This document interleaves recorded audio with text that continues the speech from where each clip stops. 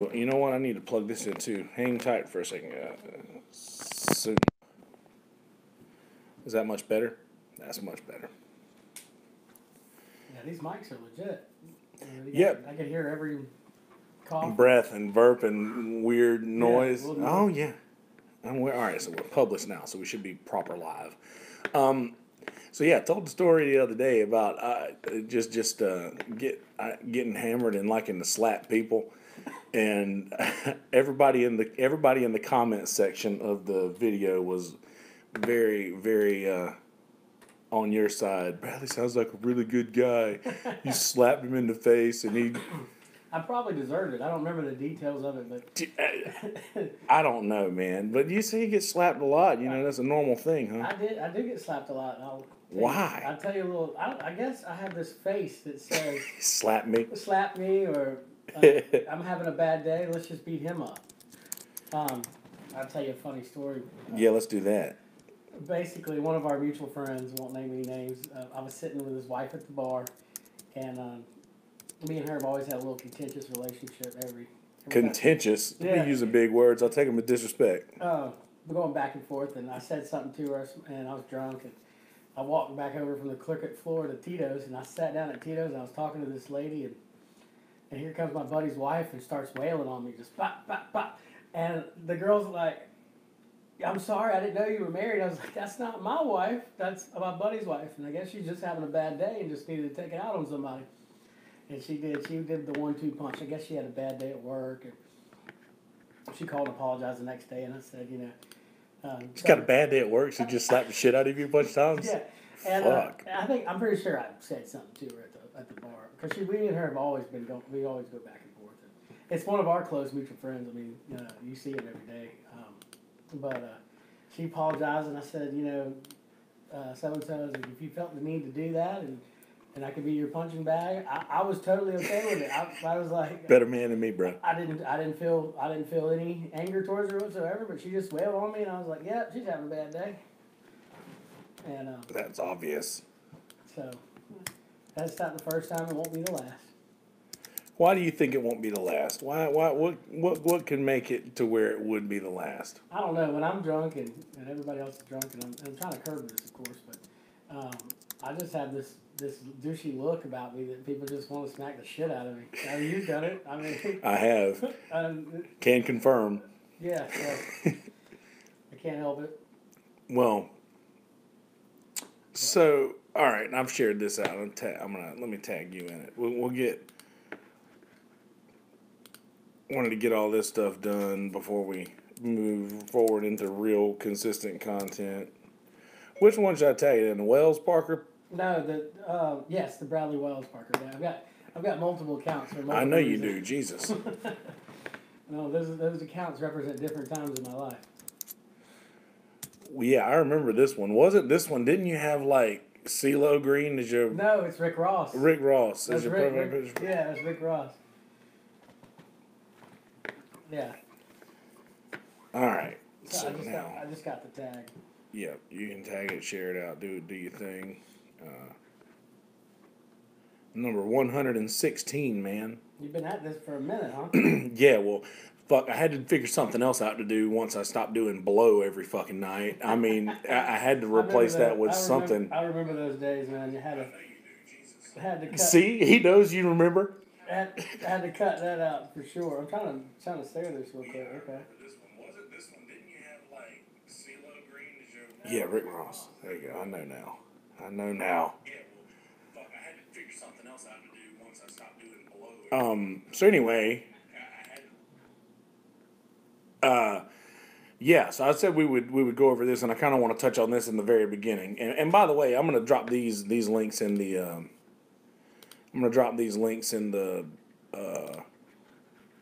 comment section as well. But if the Lord has laid it on your heart, ladies and gentlemen, to drop some dollars into that GoFundMe, then by all means, please do so. I'm going to drop the link to that, and I'm also going to drop the link to the podcast. And today is the first day of Spring. technically. That's a damn lie. It wasn't yesterday. Damn sure wasn't yesterday.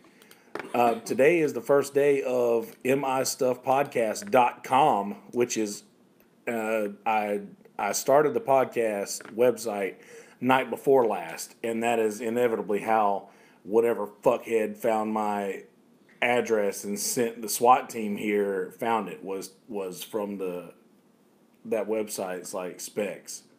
So you got a hater out there. I got a few. No one's ever put the cops on me. Nobody knows better than you. I mean, I got a few haters, but hey, listen, if they ain't talking shit, you ain't doing shit. That's what I'm saying. Like, obviously, I was doing something right. That's right. The haters come out when you're doing something right. Yeah, no shit. But yeah, so I finished the website today for the most part. And of course, I'm not the best at web design or anything like that, and I did most of my shit like I don't know, like through templates and whatnot. But got a website now, and I'm dropping all of that in the links there, and you can excuse me, you can subscribe to all of the channels through that and click all the buttons at the top of that page for that. So, anywho, Brother Bradley Parker, the last man to see me drunk. And we were both drunk, so I don't remember quite the details. Well, I was drunker than you because you drove me here. You slapped me and I brought your ass home? Yeah. Sounds like a friend. See, that's what everybody else says, man. That's what they all say. Okay. Sounds like a friend. Oh my God! I brought your ass home under slapping me. Yeah, we good. Out of all the times that I was like almost strangling you in fucking Key West. Oh, Key West is a good time. Yeah. Brian Jones, my roommate in Marathon, he snores like a freaking chainsaw. Like, I think all of us snored like a chainsaw. I remember Keith coming outside like, y'all shut the fuck up. Yeah, like we could help it. Daddy. I hope he's on here. Daddy. Me and Daddy got in a fight in Key West. Oh, yeah, I remember. What a bad son. I was there. Oh, well, you know, what do you say what a bad son? Do you really feel that way? Do you really feel like that's you? No, like, do you really feel like... I think we were drunk and we had a lot of alpha males trying to get in the truck drunk in downtown Key West after leaving the strip club. And yeah, with road construction. Yeah, and, you know, shit happens. Why do you think that is? What do you think it is that is in you that causes that sort of outburst? I don't know. I'm the nicest guy on the planet until I cross the line with alcoholism. That I just black out and I don't remember anything. I don't remember the people that I hurt. It sucks. And I heard your whole conversation about addiction the other night with Josh. And it really resonated with me because I've dealt with that. I've dealt with that for the past 20 years. And I've had I've lost relationships. I've had DUIs. I've had, basically everything good in my life has been destroyed by alcohol. So. Yeah, I want to get that thing closer to you. Okay. Or you closer to it. Let's see, slide that chair in. Get up in here. Get up in there. All right. Get up in there. Yeah. There you go. And I talk with my hands, so do that. Talk with your hands. That comes from years and years of sales. So. Yeah, talk with you. Well, you know, we are all built up of cells. Yeah, if you're around here for any decent amount of time, you've participated in some type of sales one way or another. See, that's a double-headed joke right there. You have to be real swaspy to get that one. Waspy. So yeah, I was gonna ask you, like, what is it that do you feel like you get to a point in a day? And I know you went that 30 days one time. Was it just 30 days? I did 4 months. Last year I did 4 months from October, November, December, January, 4 months. I remember when I went to send you a text and say, hey, do you want to do this fucking podcast? The last text I sent you was congratulating you on being sober for however long you were sober for. Was that this week or the past week? It was the past week. Now, I did take a week off during St. Patty's Day, and I really haven't drank since 2 Mondays ago. And I'll tell you, I had a bad experience. I burned some bridges in my life that I didn't think that were ever going to be rebuilt, and definitely took a little step back there. And I've had these moments over and over the past few years, but nothing stuck. It's the last thing I sent to you. What does it say? Let's do pods. No, it's still good. I don't want to trivia. I spent a lot of time talking shit and being a dick, but right now, people around me sounds like keeping it. Oh, that's you talking shit to me. Yeah. Sounds like you're doing something right. Keep it up. Well, I thought I burned a bridge last two Mondays ago. I really did. And it really upset me. Well, And Josh messaged me at 5 o'clock in the morning, and that's why Josh has always been a great supporter of me. And when he was going through his trials and tribulations, what was it, about a year or 2 years ago or something like that? yeah. Yeah. So he talked to me in depth late at night because I'm awake. Yeah, for sure. And so I talked to him through some of his issues, and because at the time I was on my sobriety. Yeah. Which is tough. If you live in this town, I mean, It's damn near impossible. damn near impossible. And I just drink, and blood sugar has a lot to do with it. And I just recently, in the last 8 months, found out that I was diabetic. And Red Bull and vodka, bro. yeah, so now I'm drinking sugar-free Red Bull and vodka. Which if you're gonna go out, Much better. Much better. If you're gonna go out, like at least try some semblance of. Do you think the vodka has something to do with it, or is it Red Bull, or is it a combination? I don't know, like Vodka used to turn me into fucking Satan. well, that's what I turned into. I turned into Satan too, and hurt the people that I love around me, and I've burned so many bridges over the past couple of years. You know, with my split up, you know, I took that really hard, and you know, I burned a bunch of bridges. And now looking back on it, 90% of the bridges that were burned needed to be burned anyway, because they were enabling my Yeah. Coke use. I was using Coke 2 years ago. I stopped doing that. And that particular night was, a lot of people remember that night because I blasted a bunch of people.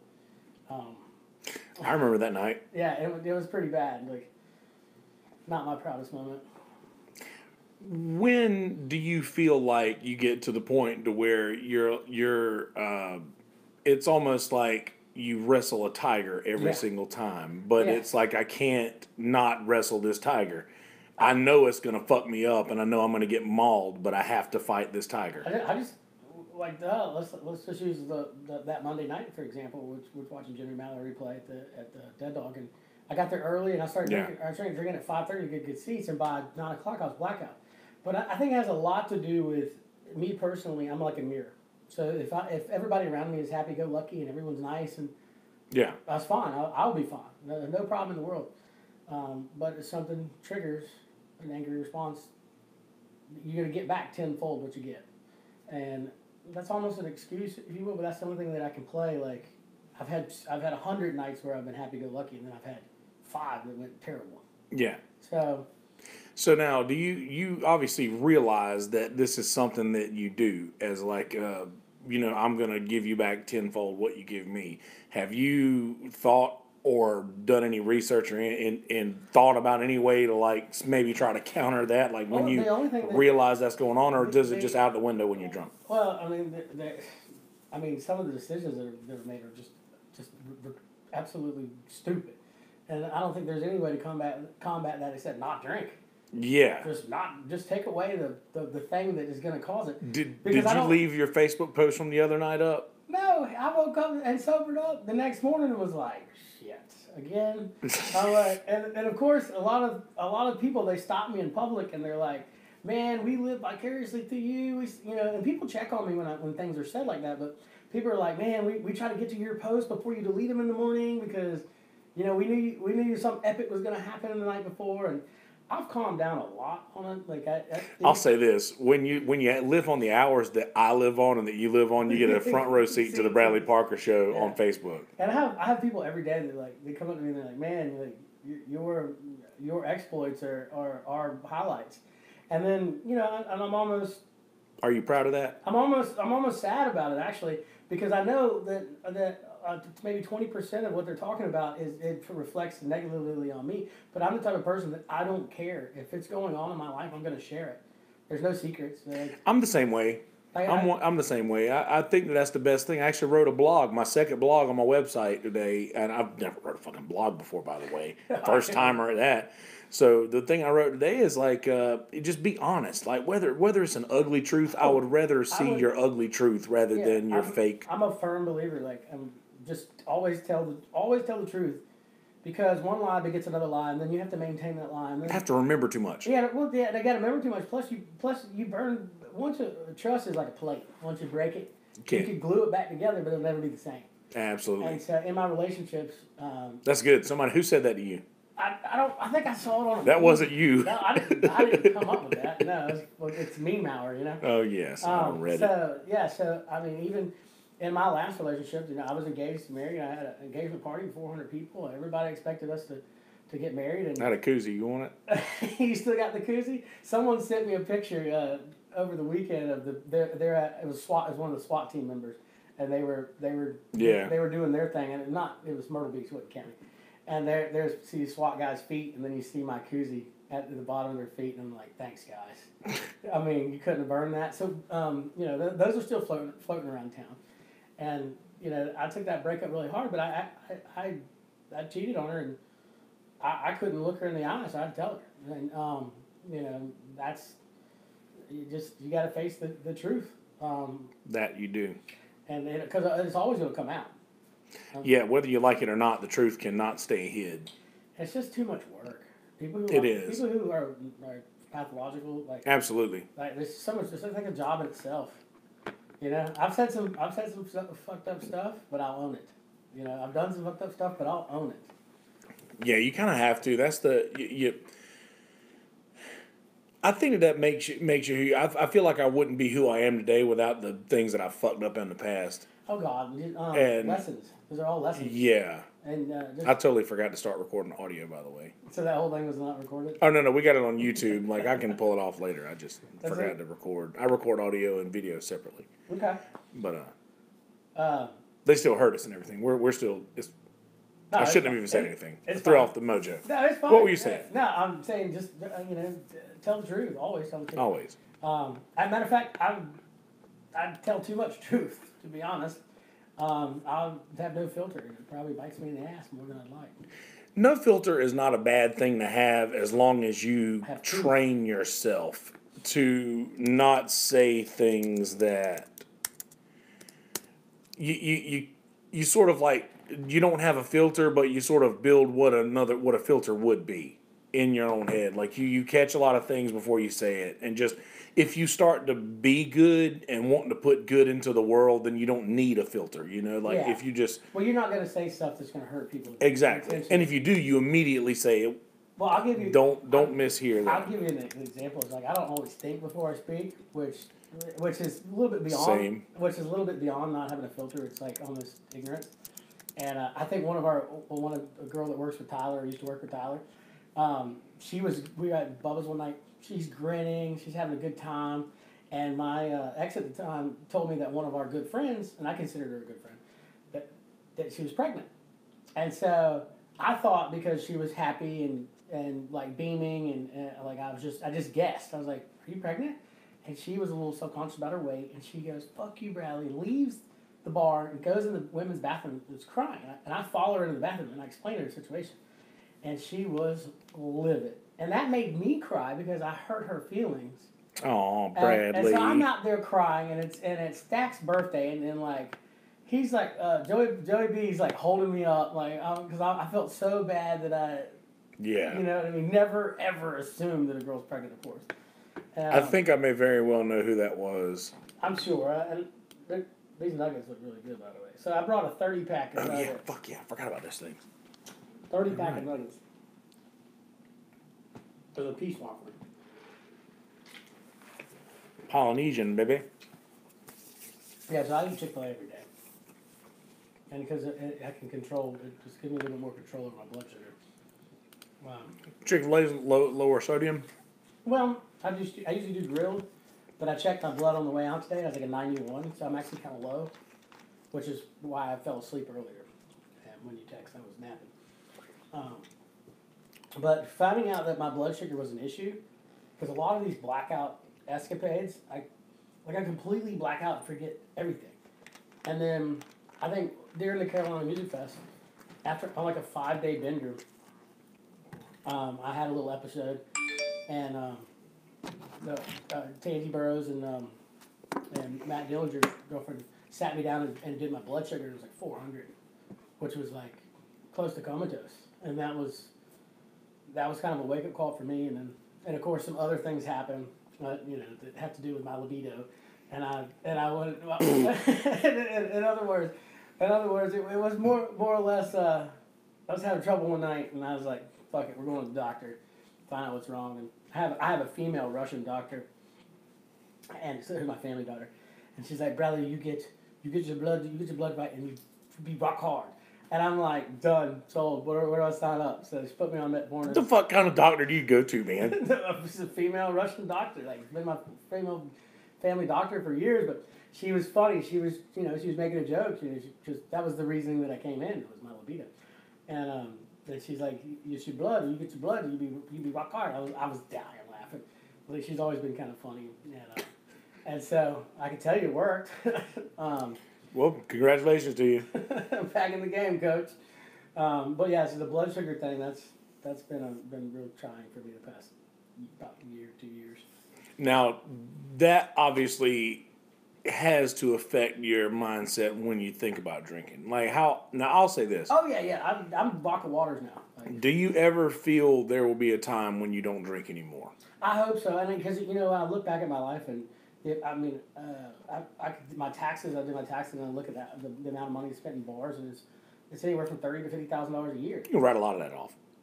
I do, bro. That's the only reason I know this thing. So, yeah, I hope that one day that alcohol doesn't play a major part of my life. But I'll tell you, I had a real good scare a couple weeks ago and made me not want to drink ever again. I hurt somebody that I really cared about, and I didn't think she was ever going to speak to me again.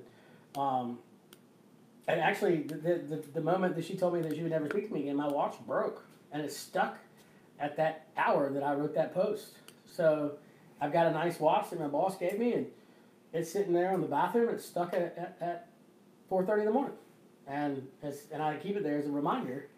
And I wear my watch on my right wrist now. I wore my watch on my left wrist for 20 years.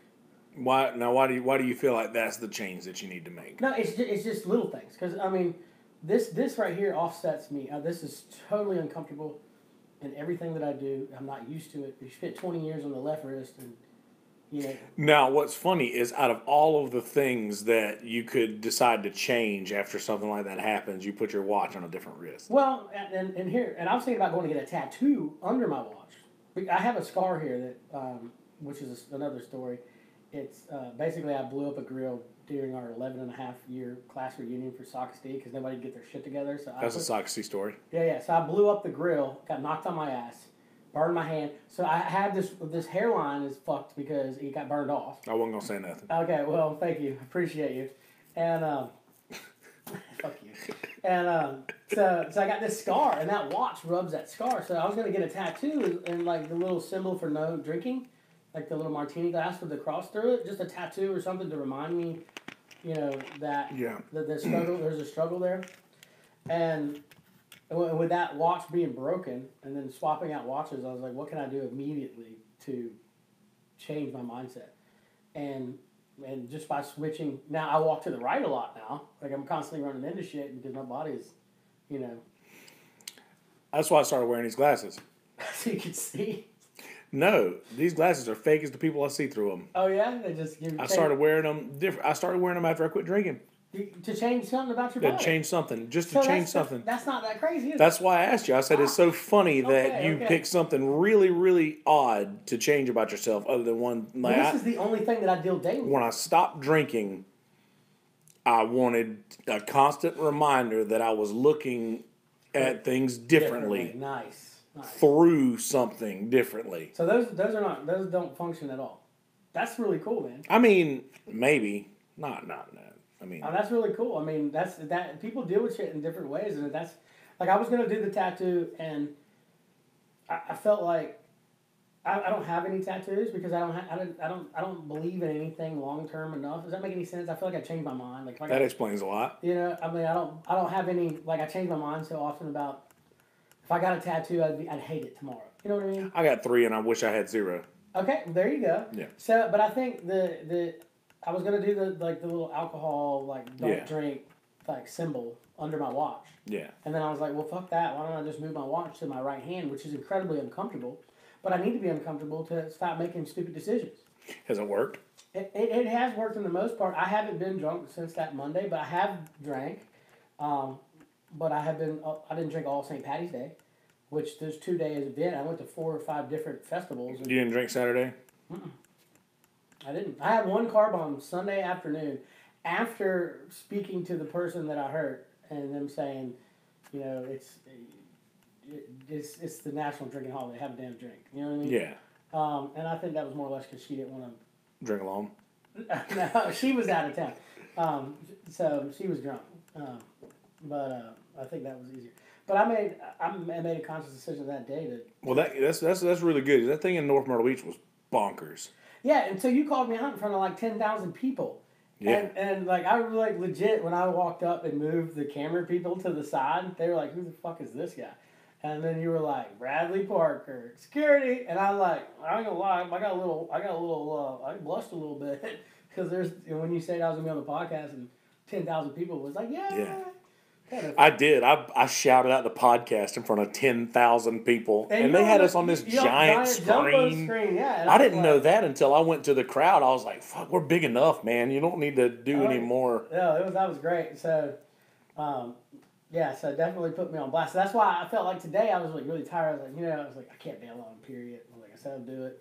He's already. I'm glad because I was worried. No, I'm. If I say I'm gonna do something, I'm gonna do something. Unless it's gonna be detrimental to my health. Yeah. And then I'm gonna try to talk us both out of it. But yeah, so that's trying to make a self-conscious effort. Tired of ruining good things, man. Really am. Well, and that's honestly what I wanted to have you on here for is to just see what your head was like. Just you say things like I'm tired of ruining good things and I burn a lot of bridges, and I'm wondering like is you're 100% sold on the fact that all of this is alcohol related? Yeah, I mean, I don't do any other drugs, and I don't do any other things that alter my mental stability. It's just alcohol, and I can look back at everything that's gone wrong and put. But do I think I will be able to quit drinking? I don't think so. I really don't. Why is that? I just think it's. Is that as much? Are you basing now? Before you go any further, are you basing this on? Do you think that you could not quit drinking because of your reputation? No, I think that me being the outgoing guy that I am, that's always out and about and things like that. When I don't drink, that definitely doesn't make me want to go out. You know what I mean? Yeah. I can do it, but at a certain point, people are being drunk idiots, and then I realize, that's me a lot of times, and then I just want to get out of the situation. So is it more that you want to leave? You want to be out with everybody rather than drink?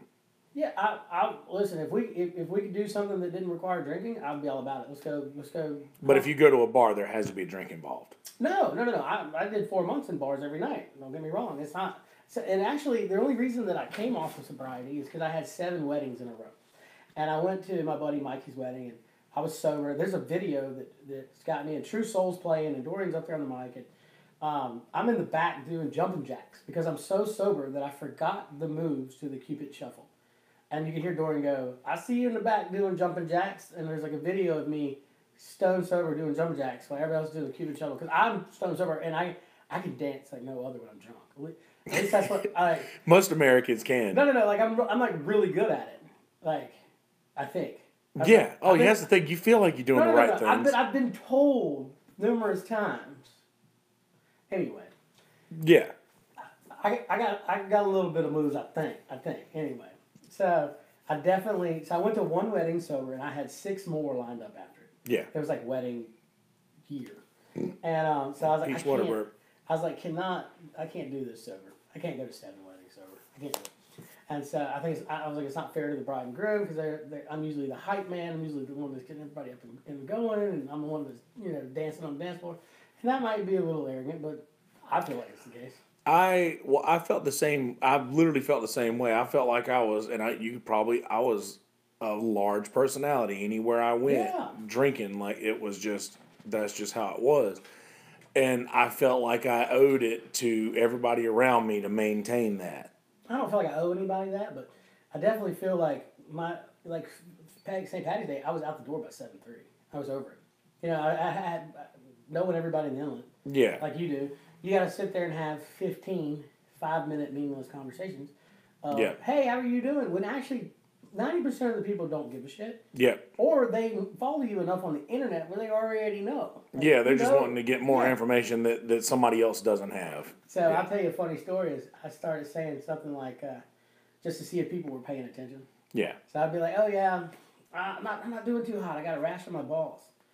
And, just see if they were paying attention. And it actually, we were at a wake at a guy's house, and I said to a buddy of mine, I said, one more motherfucker ask me how I'm doing and don't actually care. I'm going to say something to just blow their mind. And I did, and this buddy of mine's wife came up to me. I hadn't seen him in a while. They were living in Florida at the time. And she's like, Bradley, how you doing? I said, I have a rash on my balls. And then my buddy, he chimed in because he heard me, the statement. He goes, yeah, I just had to bail him out of jail this morning. Show him the rash on your balls. And the dude's wife, heard this and got between him and his wife, thinking that I would actually do it.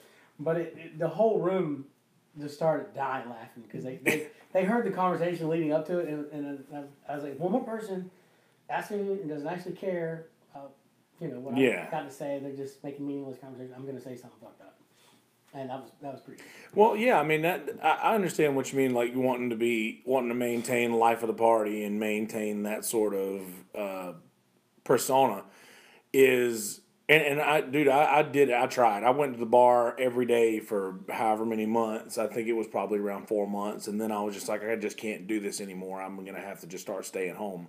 What? Well, you found an avenue for that. I just haven't. Yeah, that's the thing. And I was actually going to get up to that later in the podcast, but I'll go ahead and say it now. Bro, you need to start a fucking channel.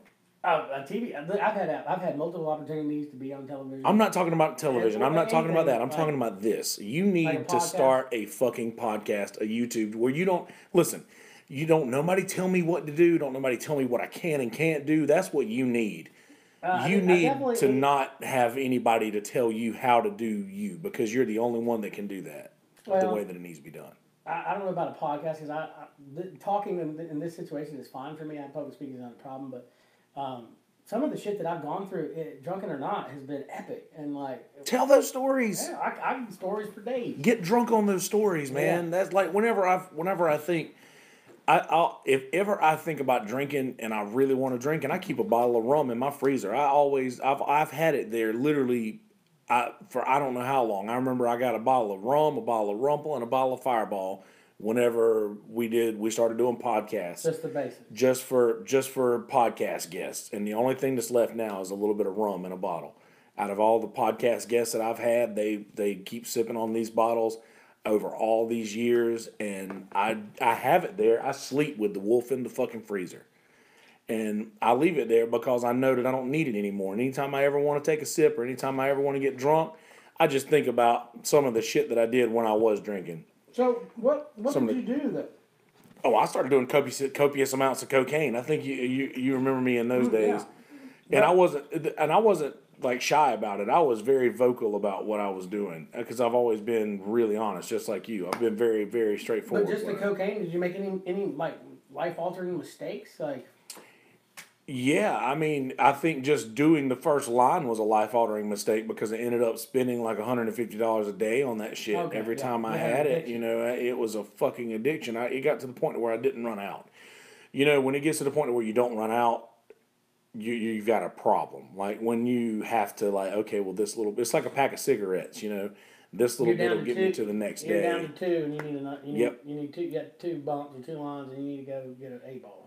Yeah, exactly. Like I was getting to the point where I wasn't running out, and then and I just realized that, man, like you got a lot of friends when you do that powder. Oh yeah. And I realized that and was like, oh shit, like I don't like this at all. Like this is not fun. I don't enjoy losing money because these people aren't throwing any dollars in on this shit. I'm spending all these dollars, and now I'm to the point to where I'm like not wanting to hang out with anybody, and I'm secluding myself, and I'm staying home by myself, and that means I'm doing powder by myself, and that's a problem. And and I think if my alcoholism got to the point where I was drinking alone, that I would be more I'd be more serious to go to AA with. Yeah. Well, no, I never drank alone. I never really. Oh yeah, I'm a social drinker. I never drank alone. But that's my that's my example. Like, hey, you're not drinking alone. You're just going out and drinking.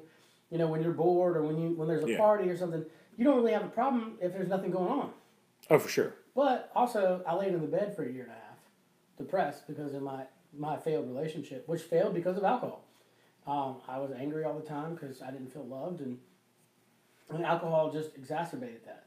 So I laid in the bed for a long time, and then when I did come out, I would just get so fucked up that I ended up with DUIs. I ended up with sinking my boat, wrecking my truck. Like, I mean, there was like all these ruined relationships, and the money is nothing compared to the people that I don't see anymore. That I can relate to 100%. Like, I miss a lot of my friends because I don't drink anymore. I miss a lot of people that I would love to hang out with, but I just know that I can't do that without wanting to drink and not trusting myself with taking a drink. And I've gone too far now to drink again. Well, then don't do it. But do you know so you can hang out with somebody if you're at that point, you can hang out with them and not drink. Yeah, but when I get to that point to where I'm like, it's in the air and that switch has been flipped, I have to get out. I have to go home right then. Like, I ghost a lot. Like, Irish farewell. Irish farewell, yeah, I did that last week. Yeah. I do that a lot. And it's easier to do that, especially if you got to watch your, when you get your headphones close to the mic, they'll do that. It's easier to do that when you know a lot of people like we do, like, because it'll take you too long to say bye, and it's like, you're leaving, okay, let's do another quick shot, and then it'll do 12 shots later. 7 hours later, you're waiting. 12 shots later, you may as well just fucking stay out because you're hammered now, and whatever you were gonna do is of lesser importance than maintaining, fucking the evening. Yeah, it's the status quo of the night. It's real tough, man. I deal with it. I deal with it every day. I mean, I was at the bar earlier. Had one drink and a chicken sandwich, and I started to feel sick because I'm not drinking. Must have been the chicken. No. It's because I automatically now when you stop drinking for any period of time, your tolerance goes down, of course. So 2 weeks without having a solid drunk, that one drink just kind of made me feel woozy. And my blood sugar was low. I don't know. So I went home and checked it. And I got real tired. That's when I passed out. But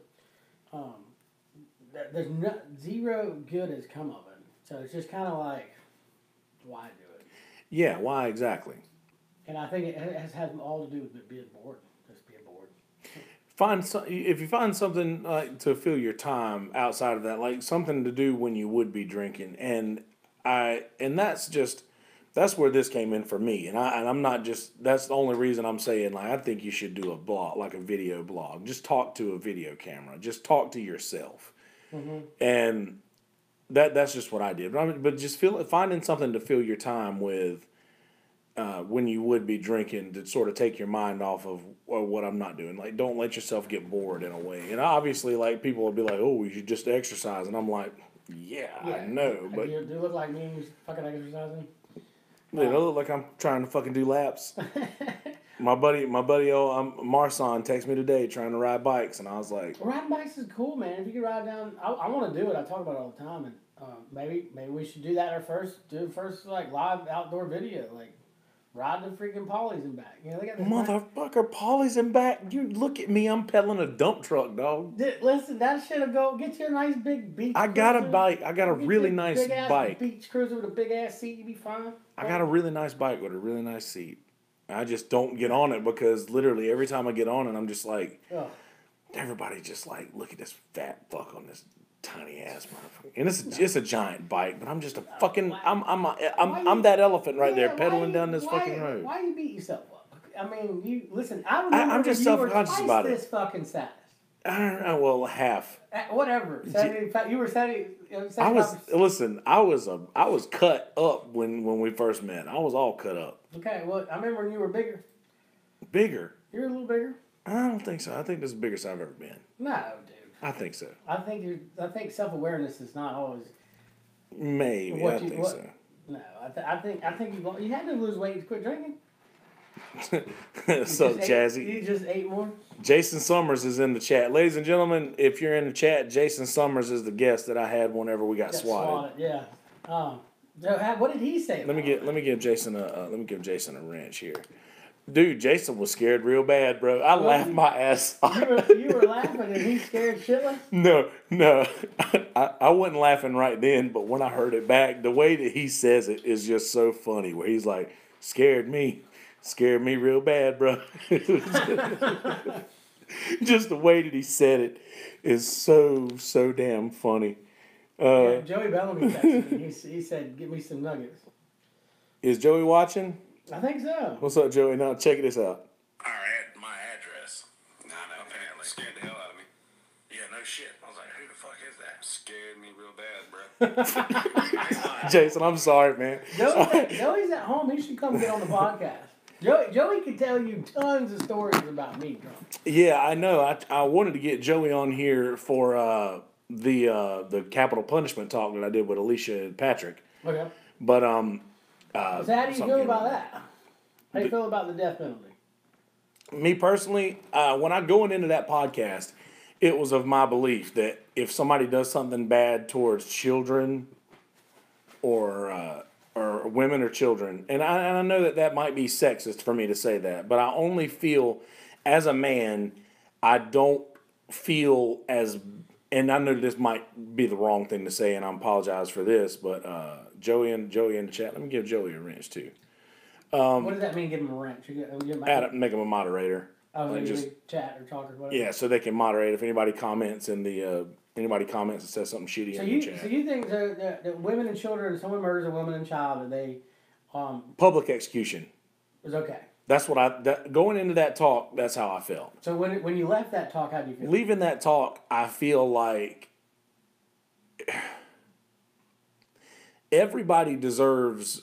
I think everybody deserves a chance, but I think there's a way to rule out that. Here's the thing. There's just too much. I still believe in the death penalty. I believe that it should be a thing. I really believe that there's just too much. I think there's too much of this person's going to die anyway very soon. So who gives a shit if we don't hit the right vein? Let's just stick them 20, 30 you're times. scared about them being hurt? I'm just saying, Well, I know that there's got to somebody- be a more humane way to do this. If it's nothing Shoot 'em than in just the to head. shoot him Shoot them, hang them. Here's the problem. Here's the problem without having capital punishment. There's no consequences to murder. Yeah. So if I knew that I was gonna get life in prison for murdering somebody, I may be inclined to do that more than if I knew I was gonna die. What's up, artillery? I see you out there. You know what I mean? So the reason we have laws and punishments is to slow down the amount of crime that goes down. If there's no consequences, Well, here's the thing. I don't think that out of the capital punishment, there was a good point made. I think Patrick made this point in that podcast. And if you guys are interested in this at all, there's an episode with featuring Patrick, Hannah, and Alicia Brown called the Capital Punishment Talk. You can check out on the channel. But anyway, I think he made a good point that back in the Wild West, there were people hung every day. out of just doing shit, but that didn't stop crime. it didn't. But those people also kept a lot of people from doing crime. Yeah, it did. But people didn't get caught as much. But it's about numbers now. Everything's all about numbers. So if we can get that percentage of crime down by just a little bit by doing something a certain way, and as far as death penalty, I believe, I'm sorry, and if this offends anybody, I really apologize, but I believe that if somebody does something to hurt kids or hurt children, and artillery here makes a really good point about people who are wrongfully accused and sentenced to the death penalty, But that's so small. That's such a small statistic that for sure. every case should be examined Sure. thoroughly. very, very, But very to short. take the capital punishment off the table, there's no consequence for someone murdering somebody anymore. And if you're going to plan a murder and think it out and do it, you're more likely to not do that if you know in the back of your mind that you're probably going to die if you get caught. Yeah. I mean, that was my logic in saying that if you show the world on, put it on, when the president was on when we were kids, and it was on every fucking channel. When the president gave a speech, it was, I figured, you know what, just throw it on every channel anytime somebody does. You want to rape a kid, you want to rape a woman, you want to abuse somebody, then yeah, let's show you what's going to happen. That was me going into that talk. Obviously, and I don't, And we've gone a society where that's where it's okay to do one thing that would be deemed morally incorrect, but doing another is fine. Yes, exactly. So I mean, Absolutely, Artillery. I agree with you. Pedos should be beheaded. yeah. Well, and a lot of times they get killed in prison anyway. Yeah. But just go back to drinking. The consequence of drinking is you could kill someone, you could lose your license, you could, Yeah. I mean, those are huge consequences. But I think, Alcohol is the wolf in sheep's clothing. absolutely, and I think that, and I don't want to bring my case into this, but I think that there's for the right amount of money you can get out of anything when that comes to that, and that there's no consequences in it at that point. So I think it should be stricter. And Absolutely. and that means that's stricter on myself. So I've done some dumb shit. Yeah, I know. I know. I hear you. Yeah, I know. I hear you. But man, I'm just when is it enough? I can tell you right now that for me personally, you have to, and I think Josh said it on the text message that he sent me that night when I was having my little breakdown. He said, it feels good to be self-aware and to know that. And I have to go back and read the exact thing that he said, but it made sense. But at the time, I wasn't willing to read it because I was in denial of what I had done the night before.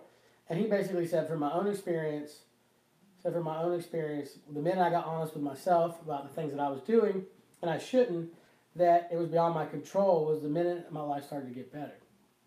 And what basically means is, like, as soon as That's accurate. You're self-aware, then, and I'm getting to be more self-aware, but I hadn't had any reason to do anything else. So hurting myself was, that was me punishing myself for my mistakes. But the fact that I might lose this relationship kind of put a new twist on it. Does that make any sense? Yes. So, like, you got something basically to hold on to, that you want a constant. Well, not a constant, but just even a reason. Well, I say constant in the butterfly effect case, like something to keep you grounded, like a reason to an anchor. An anchor. Yeah. When I haven't had one in years. Yeah. And I'm not saying that I have one now, but I have something to look forward to. Yeah. And in the moment that I thought that I wasn't going to be able to look forward to that anymore, that hurt. Like that kind of that hurt more than anything else that I'd ever been through. And you would do everything in your power to prevent feeling like that again. Yeah. What if I told you that, and this is hypothetical, what if I told you that you could quit drinking and you would never have to worry about hurting anybody that bad again? And not just saying that, could you do it then? If you knew without a doubt, like guaranteed, that you could be, like if I were a fucking wizard that could grant you a wish. Well, that would be. I mean, if I just knowing that, would you be able to stop drinking with 100% certainty? I would hope so, because it'd be inhuman of me to not want to protect others from myself. Yeah. You know what I mean? Does that make any sense? Yes. So, I just don't. I have the willpower to do it. I just haven't had the reason to do it, and hurting myself. Have you not though? But hurting myself and causing me monetary pain is. I can deal with that. But the monetary pain is one thing. Like the money, we'll make more money. As far as the people, and the only person, the feelings, the only person in the recent that I've cared about enough to do that, told me not to call her again at 4:30 in the morning when my watch stopped, and that's why I wear my watch on the right hand. And do I think that I'm going to drink again? Yes. Am I going to be more conscious to hurting that other person? Yes. Do I think I could stop completely today? If my doctor told me if I took another sip I would die? Yes. Okay. Now, do you think that you can handle only drinking enough and then walking away? I think that if I'm going to drink at all, I'm going to have to be able to do that. And so me trying to. I'm kind of torn. You know what I mean? I can stop drinking. That's not a problem. I know I can do it. I've done it for 4 months. It's no. Yeah. I know that I can do it. I just haven't had a good enough reason to until the recent. So, does that make any sense? Yeah, and I 100% get that, and I'll tell you that just from my experience, that I decided that I really had a problem and needed to quit drinking about 2 years before I actually quit. And you fought for it. You fought with it for 2 years. Yep. Well, and I've been fighting with it for about 2 years too. I went to bed every single night praying to God. And listen, I'll tell you something about drunk people is drunk people pray more than everybody else in the world. Yeah, we because do. you have to. Because you're like, God, yeah, it'll pick up the phone if you're not careful. I had a big issue with that with Jamie Deluxe when he was here that one. Jesus, can you read that letters, man? Oh, you talking about my big text? God damn. But yeah, Jesus. You Anyway, can see it from outer space. yeah, you can. But go ahead. Get that thing off for it. Makes a damn noise. I still got you. Anyway, How was that? I don't know. Anyway, yeah, like, just from my personal experience, I quit drinking 2 years after I decided I really need to. So I did fight with it and just going to bed and you're praying every single night that, God, just get me through this. I don't ever want to feel like this again. Just get me through this and I promise I'll never drink again. And we say it every night probably. Here, Every morning I wake up like I'm never drinking again. yeah. And then I end up drinking again. Thanks, Artillery. Appreciate it. Dude, just knowing what everything that you have heard, or everything that you have heard yourself say here today, I want you to go back and re-listen to this later, and just like listen to yourself say some of the things in all the orders that you said it, and It's just kind of contradicting. well, not saying that it's contradicting. I'm just saying that you do. I think that you do have a lot of reasons to want to be the best you that you can be. Yeah, well, I haven't had a reason to do that. Yes. You would think that being the best you for your future would be enough, but a lot of times it's not. But that's almost like waiting to buy another vehicle when your motor blows. And instead of maintaining your motor Yes. and then letting it blow and then buying Yes. another car, you're saying instead of maintaining yourself now, Yes. but it's all right. So self-loathing and self-doubt play a lot into this because I hated myself forever for what I did to my ex and how I handled that. And Well, first off, you have to forgive yourself for your I have, past. and I have, and I'm over it. Me and her can be friends now. Everything's cool. Yeah. But that put me in a dark place for so long that I didn't have a reason to not drink, and so myself not being enough reason. Yeah. Does that make any sense? Yeah. So So you didn't see yourself as a worthy enough reason to quit drinking for. yes, and you should not quit or do anything in life for someone else. You shouldn't, because you need to do it for yourself. Otherwise, it's not going to stick long term. Because that person or thing is going to go away. Can always Yeah. go away. But you doing it for yourself would be the ultimate motivator. So I'm just For sure. I'm not there yet. Does that make any sense? Yeah, it absolutely does, because I've been there. I know where it is. It's just like I don't need to quit drinking yet. Like for the whole thing, the whole time I was like, shit, I don't have a family, I don't have a wife, I don't have kids, I don't really have I don't need to quit drinking. Like I just don't need to. There's nobody that I need to. And I was in the same place. I didn't give a shit about myself. I was treating my body like the rental car it was. Yeah. I didn't fucking care. I was gonna, like what Doug Stanhope says. I'm gonna send it back with the bumpers hanging off, and I'm just. It's got insurance on it. Yeah, I didn't care about my body or care about my health at all, and I still don't care as much as I should. I still don't eat like it or exercise or anything like it. The only reason that I'm saying that is because I've just heard you say a dozen things that you're 100. I feel pretty confident that alcohol is the reasoning behind this thing. Oh, I know it. And I was just, that was literally just my question is what is your boiling point? Like, what is the point to where you think that you might? I think last Monday, the Monday that in question, I met this person. They're super cool. They're the coolest person I've ever met.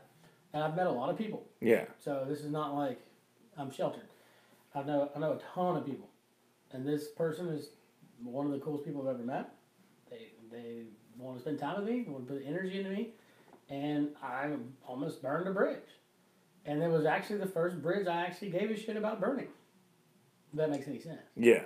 I mean, I've lost plenty of friends with the whole cocaine thing. When I had to blow up about the cocaine, like, you know, my best friend kicked me out of his house, so that he could hook up with the girl that I was with, and then it was all just a cocaine-filled party at that point. And I was like, I you know, blew up on the internet, said some things I shouldn't have said. You know, I actually got, you know, tackled by a guy that I considered like my buddy, my bodyguard. I mean, he was like 6'2", traveled with me everywhere, and he slammed me to the ground, and like I just the next day after seeing what all the drugs and the partying did in that crowd, I lost those people, but I didn't need those people to begin with. My life's better without them. But the thought of losing this person was more than I could handle. Yeah. And I couldn't sleep for 3 days. Like I laid in the bed for 3 days, but couldn't sleep. And I prayed, and I cried myself to sleep that night. I prayed about it, and it was just kind of like a wake up call. Now, it's still a struggle. Like, just because you have an epiphany Yeah. on a Monday doesn't mean Thursday you're gonna be in this. You know, you're gonna be able to. So it's a work in progress, and it's been I don't struggle with it. Like, I don't need a drink. I struggle with, am I gonna sit at home tonight and be bored and have nothing to do but watch Netflix till I can't sleep or fall asleep, or I'm gonna go out and hang out with my friends at happy hour and maybe have 1 or 2 drinks, and then is there a special occasion coming up where I know that it's not gonna be any fun unless I drink? Those are things that Yeah. But right now I haven't had a reason for the past couple of years, and now I have a semblance of a reason. So you're gonna try to bottom pyramid this thing out into like cone it out into like as little as possible and try to put a limit on yourself, or are you just gonna try to wing it and see how it goes? I don't have a good plan, and that's part of my problem is that I haven't had a plan in a long time, and maybe I need to make one. You know what I mean? Do I think that I'm not gonna that I can stop drinking? Yes, if I absolutely had to, I could. Do I think that's necessary? No, I just got to figure out a way to control it. No. Like I had a glass of wine at dinner last night, no problem. No, that's actually what I was gonna say. Like I've said several times on the podcast that if I ever drink again, it'll probably just be like scotch or wine, just scotch or just wine. Like, well, I mean, like my very best friends that I hang out with all the time. I go to their house for dinner. I'm with them all the time. They drink wine like fish. You know, breathe water. You know, so to try to remove myself from everyone that drinks, I'd be by myself. well, that's the thing. I think you're thinking about it the wrong way. I think that you're thinking that you'll have to remove yourself from everything alcohol related. If I'm going to stop and not have any, what do we call it? While you're eating, let me explain why. Well, I know what you're about to say, and let me explain why that's not a good idea. Because you think that you're gonna try to, if you're gonna quit drinking, you're gonna remove yourself from anything that would tempt you to drink, correct? It's not possible. Exactly, but is that what you were gonna say? Yeah, well, in a way, all your temptations. Yeah. But it's not possible for me personally. Well, you don't know that. You don't, and I'll say that because nobody knows the power of their brain. You don't know how strong and powerful your mind is. I just know that I'm so outgoing that I'm not going to be able to sit inside. Well, here's the thing.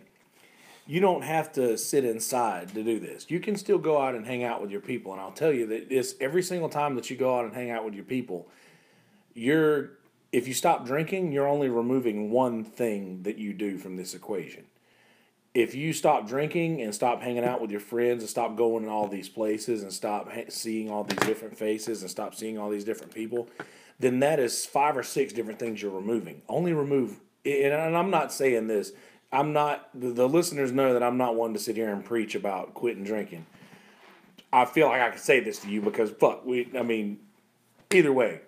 Yeah. If you just stop drinking, that's you're only removing one thing from all of that equation. You can still go out, you can still hang out with your friends, and you'll realize that, you know what, all of those years of me being drunk and building that personality that everybody knows and loves so much is muscle memory. You're still that person. Yeah, I know. You're 100% still that person that they know and love. And they'll see that. And I was so worried when I stopped that I was like, shit, nobody's going to want to be around me because they're in love with that other guy. They're in love with the other guy that's just drunk. But they weren't. They really gave a shit about me. And yeah, I do Well, hang out with a few less people now. The cream will come to the top. Yeah. But when I quit drinking the past week and a half, 2 weeks, I haven't heard from a lot of people.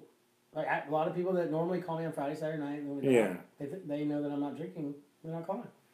Well, now So that might be a. They're not real friends anyway.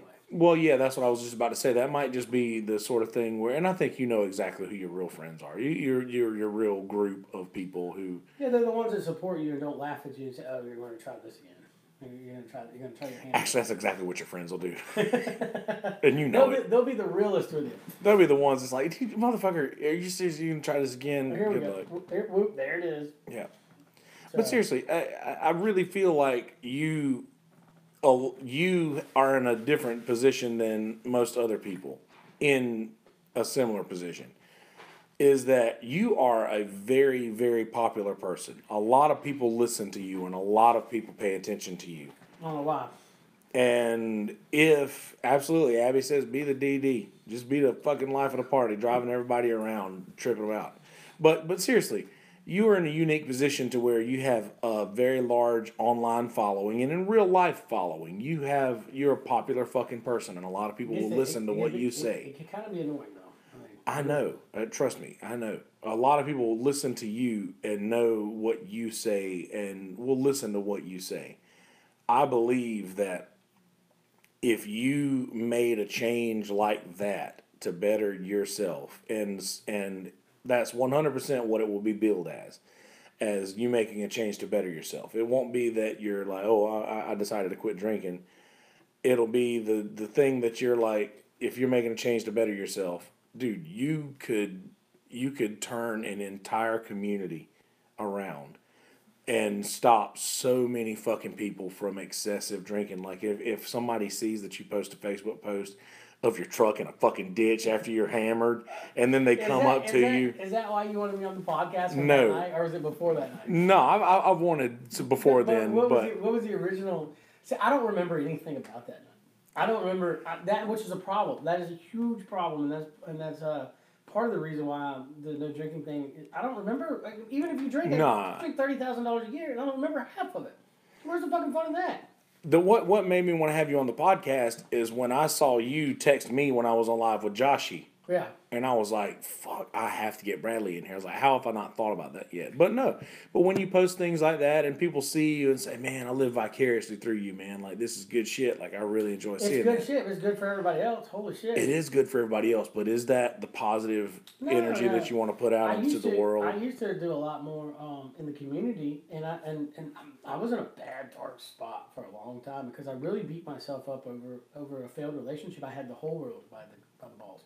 Had my house, had my wife to be, had everything in order, but we weren't happy. And so after that relationship ended, I went to a dark spot for a long time. So a lot of those posts that came in the last 2 years, that people were like, "Oh my God, I saw what you did last night. Are you okay?" Or Yeah. "Oh my God, that was epic." Like a lot of that stuff is just me venting with self-loathing and just hate for myself.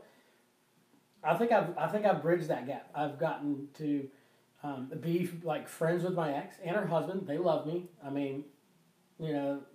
I mean, when I was drinking, I drank with them the past couple of weeks, and I got my ex is like, yeah, you won my husband over. He loves you. It wasn't hard, so I think I bridged that gap where I don't hate myself as much anymore, and I found some positivity in my life. And that's really where the whole I want to curb my drinking. I want to be back. I want to get either not drink at all, or I want to do it responsible, if that's even possible. Yeah. So, you know what I mean? I don't want to say that I can quit 100%, but if I need to, and just the first step was just recognizing it first of all. Yeah. And then doing little things like you wearing the glasses and I'm wearing the watch on the right hand, and honestly. The thought of this person never talking to me again and my watch stopping the moment that she told me never to call her again just like blew my mind, man. Like, The universe or God or whomever you want to refer to it as has a very, very peculiar way Of handling of things. making things known. I can show you the domino effect that for the past 20 years has led up to this moment that we're sitting here right now. I can show you, like I can tell you, this person led to this person, which led to this person, which led to me raising their child, which led to their job, which led to, I can show you, like domino effect. So I trust everything that's going to go on to be what's supposed to go on. But when you have epic signs like someone you really care about not wanting to talk to you, the watch freaking breaking and stopping at that moment, like, and you have no recollection, and the only thing you remember from the night is that one sentence, "Do not call me again." What if time travel exists and you've come from the future I'm to leave Mind- breadcrumbs for yourself? mind blown, bro. So I think life is funny that way, and you could call it God, you can call it whatever you want to call it, destiny. I mean, you could. I believe in God and I call it God, and I'm a Christian, but I say God in the universe just for the sake Yeah. of people who don't believe like I do. Yeah, and I prayed the prayer, like I didn't, when you said that about the drunk praying, I didn't drunk pray as much because I didn't have the relationship with God that I had when I was younger. But Yeah. now I prayed my ass off the past couple of weeks that this person would stay in my life. Like I'm not gonna lie, I mean I've like. Now, have you been praying that this person would stay in your life, or have you been praying that you will make the changes that will make this person want to stay into you? Well, I mean, there's one and the same. It's like, please don't let this be the end. But they're not. But they're not one and the same. Well, I'm not saying that God, I'll do this if you do that. I'm not saying that. I'm like, Oh yeah, absolutely.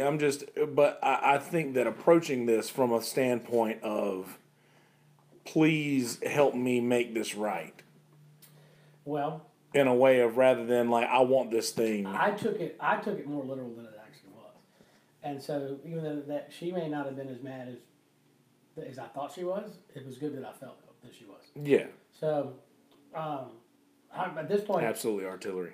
at this, God can help with everything if you're open to it. that's right, and I think we as a society have turned away from him. I think, and I don't want to get philosophical. It's got a lot to do, and dude, get philosophical, get philosophical here, because dude, seriously, I mean, I talk about it a lot. the morality is eroded to such a point, like, I don't think we can come back from it. I don't think we can back up what the last 20 years have become. I don't think we can. Well, people are changing as much now as they have since the Bible times. Like I think that people have changed as much in the last 50 years as they have since the writing of the Bible and to the 1950s. Probably. Well, the erosion. I mean, back in 1993, I mean, the things that you see today that didn't exist. Like, I mean, they existed, but they weren't on the front page. Yeah. So I don't know. To everybody's to each their own. Do whatever you want. I just think the morality of a lot of things that go on in this world is just eroded. Yeah, it absolutely is. Every day you hear about child porn, somebody abusing a child or child pornography. Throw a rock, hit a pedo. Yeah, I mean it's and has society been so sexualized that? Probably. I mean, I'm a guy, like I'm a dude. I like to fuck. I mean, You can't watch a shampoo commercial without having O faces and like. Yeah, that's what I'm saying. They have over sexualized everything in our lives. Yeah. And that's gotten. What 50 years ago? Like my aunt got married when she was 13. Like that was acceptable at that time. Now it's not acceptable, but for whatever reason we've aggressed and then digressed. Does that make any sense? Yeah, like you've.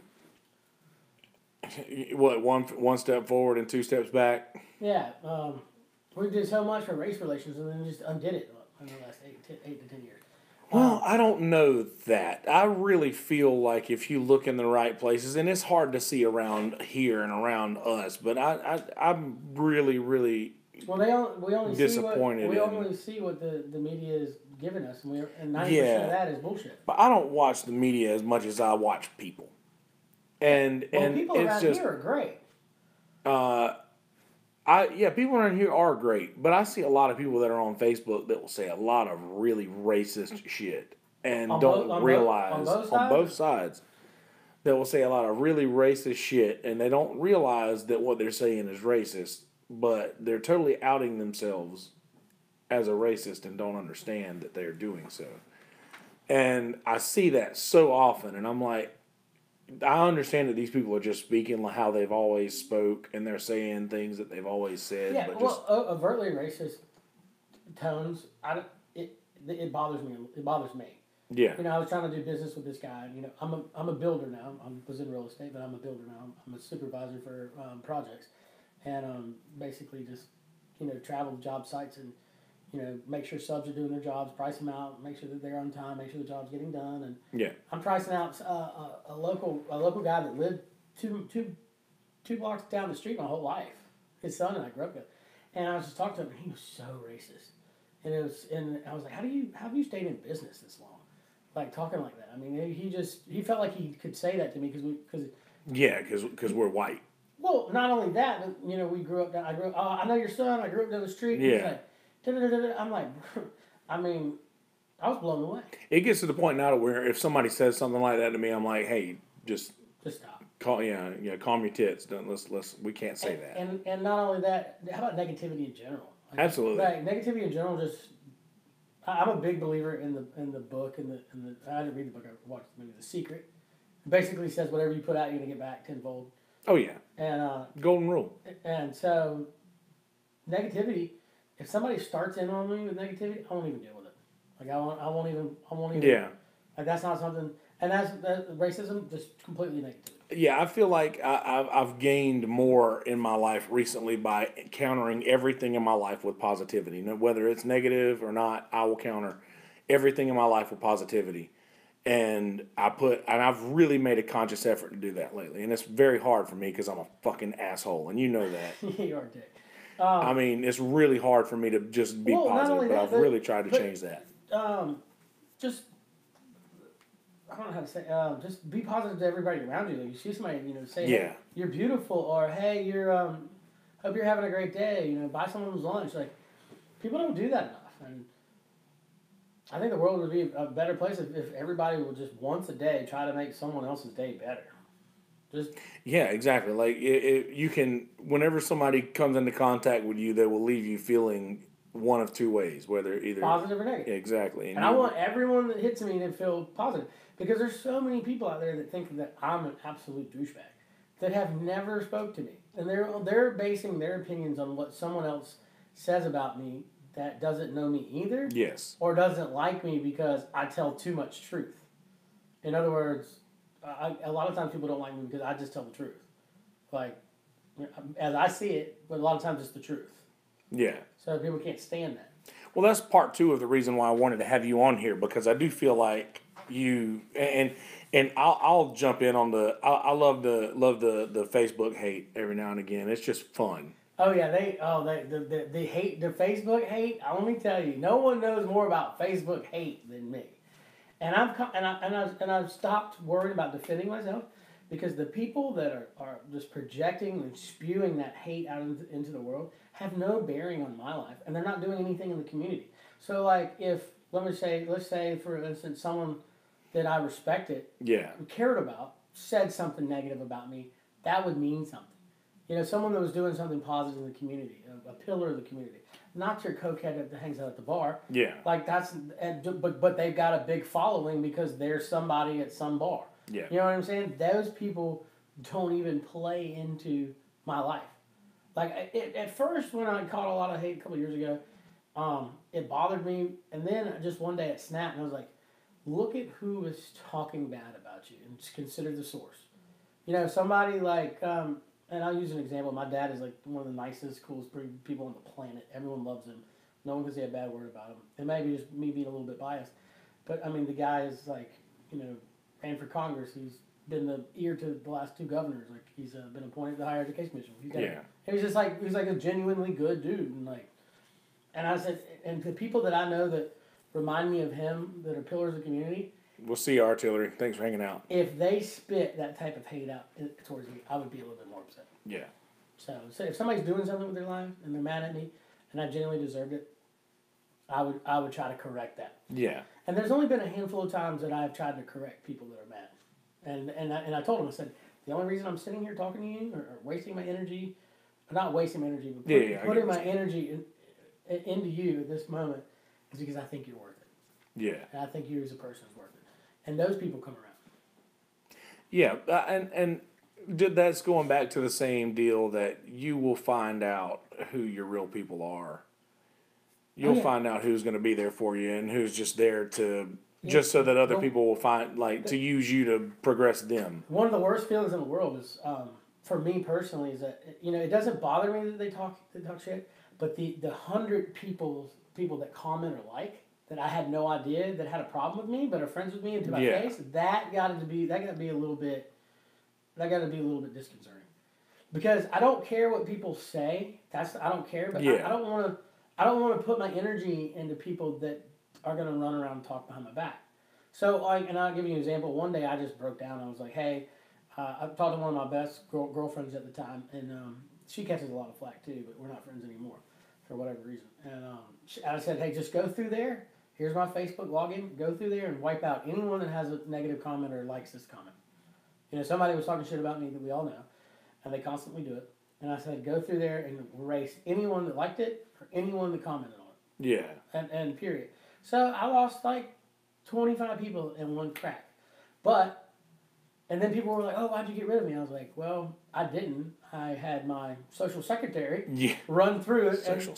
And run through it and get rid of those people that talk shit. I was like, there's no reason for me to be nice to your face and shake your hand if you're behind my back, you're cussing me. I was like, I'll be pleasant. I'm not gonna be like, oh my God, hey, and give you a hug and like genuinely want to know how you're doing and try to be your friend when you're, talking shit behind my back.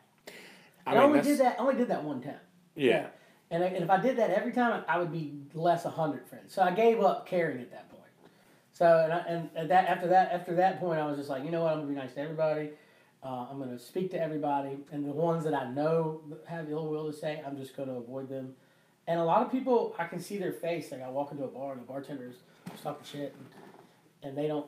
Then they look at me and they light up, and then they get real somber because I'm no longer the person that they're used to because I know that they're talking shit. I've seen it happen. Like, that was one of the 20. Now, do you feel like that some of that is warranted? Some of what I've done is warranted? No, some of the shit talking. For somebody who and getting back to not to interrupt you, but I wanted to give you a way to show people who you actually are rather than just if your I Facebook have done post. something to you directly, then that's warranted. Okay? Yes. But for everyone to get on the bandwagon, people talking shit. That's right. Okay, I understand. And I haven't never done anything to you that's warranted.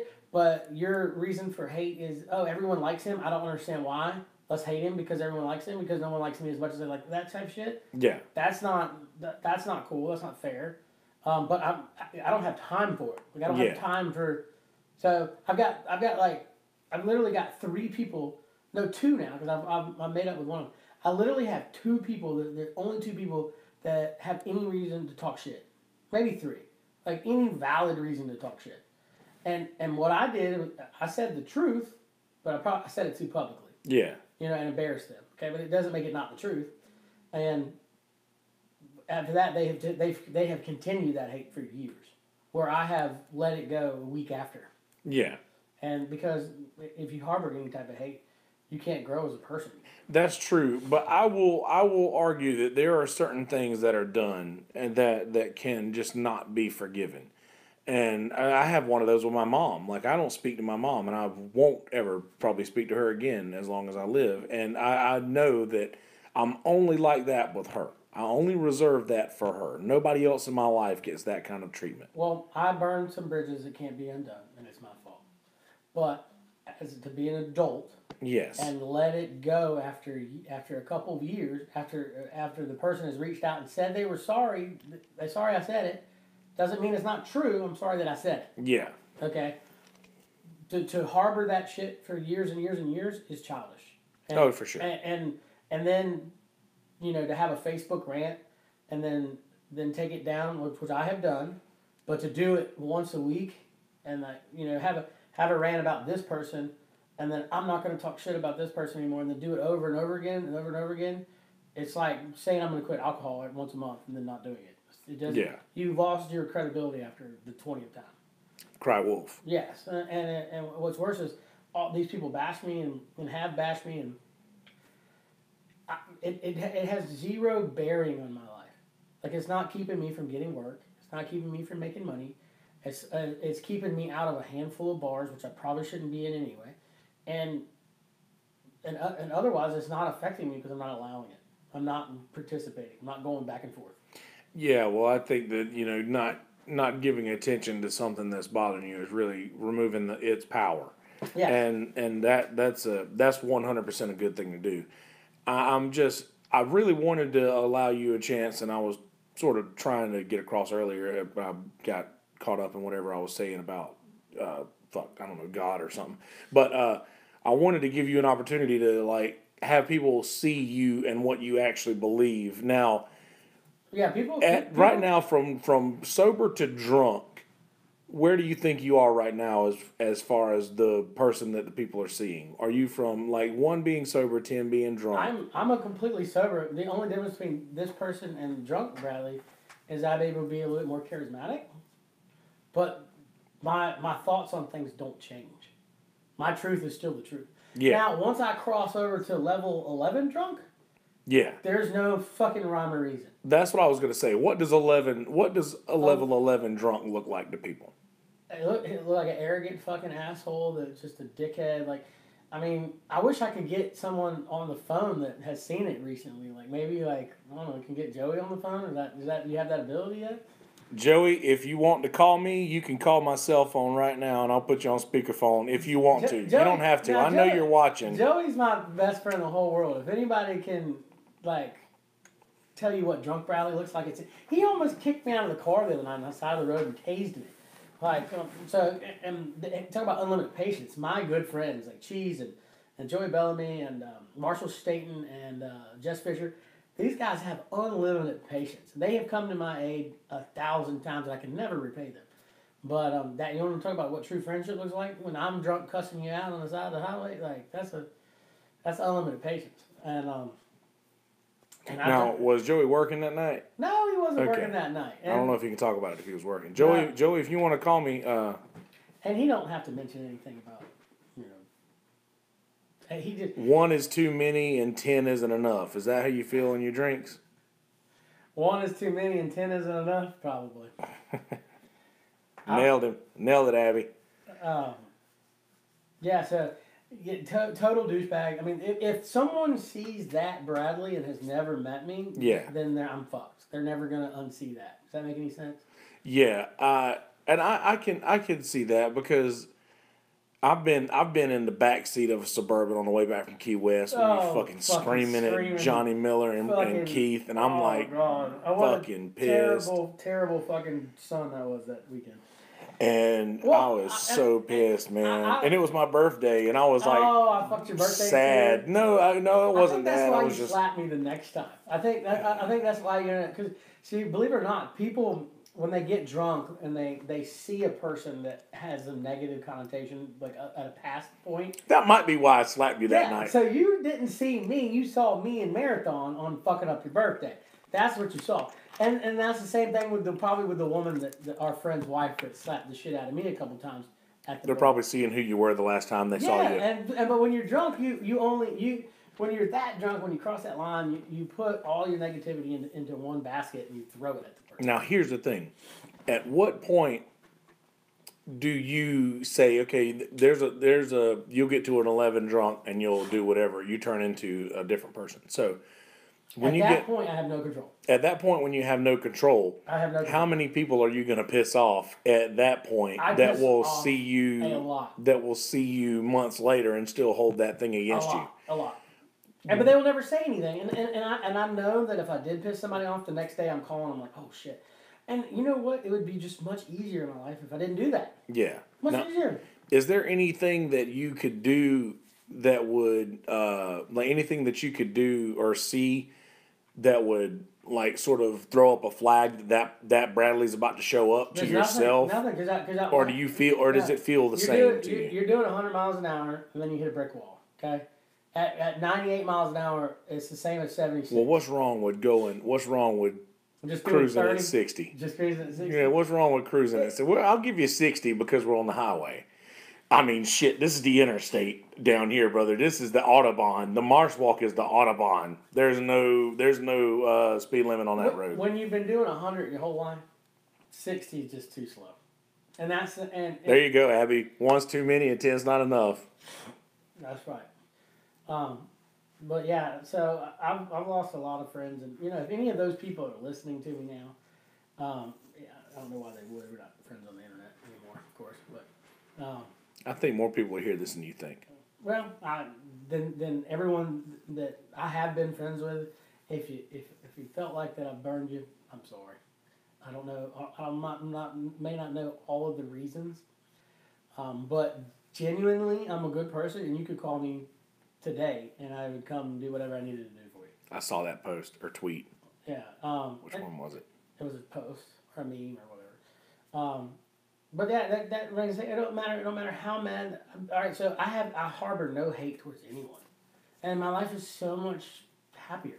Yeah. And there's a lot of people that harbor hate towards me, that I'm like, come on, guys. I'm like, you're all at that. Effectively, I am winning when you hold that hate, because I'm affecting you.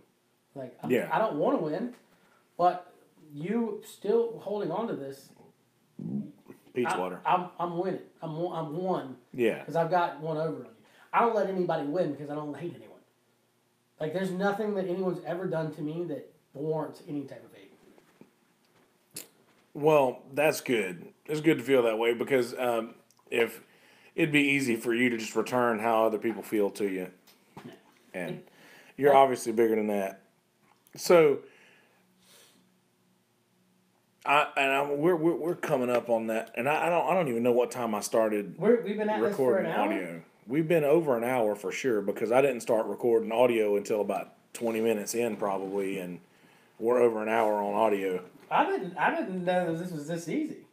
Yeah, dude, that's what I'm saying, man. Like, I really, and you get what I mean. Like, for the first couple of minutes when you're listening to yourself in the headphones, it's like, oh shit, this is legit. But then you get to a point to where you're like, okay, this is, you're just having a conversation now.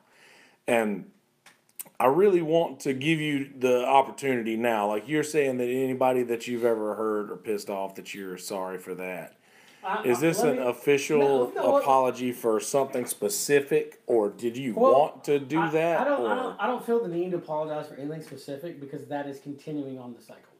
So if I bring up something in specific, then that person's going to hear about it, and I'm just going to carte blanche and say that if I have publicly humiliated you or burned you in any way, that I'm sorry, and that person is not me. That is Drunk Bradley, which they, believe it or not, they're two different people.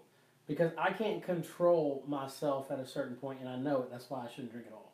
And I say things that, in my mind, are the truth, but shouldn't be said, or they're my opinion of the truth. So I apologize to anyone that I may have offended, and ask for your forgiveness. And if I don't get it, there's nothing I can do about it. I mean, I can't do anything. True story. There's nothing I can do about it. But I would say if you can find it in your heart to forgive me, it'd be better for yourself. Like, I mean, basically, don't harbor hate, because that just rots your soul. And I did that for so long for so many people. It just made me a miserable person. So if you don't forgive me, that's fine. Just know that you're never going to grow as a person until you're able to forgive those that hurt you.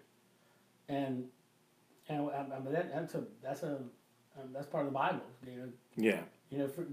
God sent His only Son to forsake His Son to die for our sins. Yeah. Forgive not and be, or what is it? How did He say it? Judge not lest ye be judged, or something like that. But I also want to say, like, if you do, you're not hurting me anymore.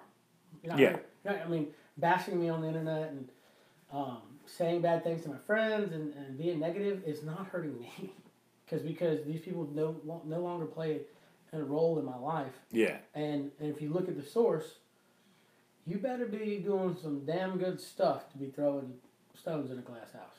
Oh, for sure. Yeah, yeah. I mean, if anybody with any decent standing in the community was upset, someone who did, like my pastor, or someone who went out of their way to help the community, and they were mad at me, I would be a little bit more upset. Yeah, but I get what you mean.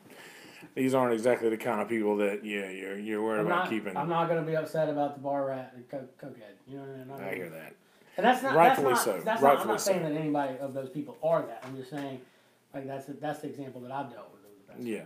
For sure. But is there anything else you want to talk about? Man, I think we nailed it all. But I tell you what, I really do hope that the next time you're on this podcast, we get to talk about how long you've been sober for. I hope that. And I hope that not because of what I want, but because of what you obviously want.